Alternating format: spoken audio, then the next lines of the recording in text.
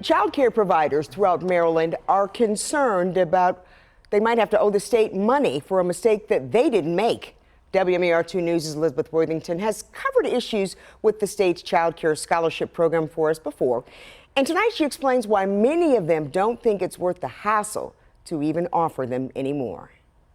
They got into this field because they wanted to educate and care for kids. They signed up to participate in the state's child care scholarship program so they could reach families who might not otherwise be able to afford their services. And yet, many child care providers throughout Maryland say they're spending much of their time navigating a bureaucracy riddled with technical obstacles. I do handle all of the scholarships for the program right now, and it's a full-time job in itself to do that. The scholarship program is run by the Maryland Department of Education, or MSDE. This week, an unknown number of providers were notified via email by the department that they'd failed what's called an integrity audit because they didn't submit the required invoices from certain pay periods back in 2023. The email instructs the providers to supply MSDE with the missing invoices by May 2nd, quote, so that your program can avoid repaying funds received for the service period. Problem is, many of those providers say they did in fact submit those invoices 2 years ago, and they have the receipts to prove it. This was signed by me on March 9th, 2023. We do have a paper trail. We do everything via email or via fax. We took care of the kids. We fed the kids.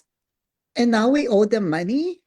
I don't get it. For bigger providers, those invoices represent thousands of dollars for each pay period, and some were told they need to submit dozens. They have less than 10 business days to comb through their files. One of them was asked for 68 invoices. Another program was asked for 63. But even if they do succeed in submitting everything properly and on time, providers we talk to have trust issues with a system that's failed them in the past. In addition to this audit, Lisa Dickinson at the Goddard School of Owings Mills was audited this past fall, informed she owed the state $3,000 because of missing invoices. She submitted them right away. We then received communication from them saying that those invoices were not accepted.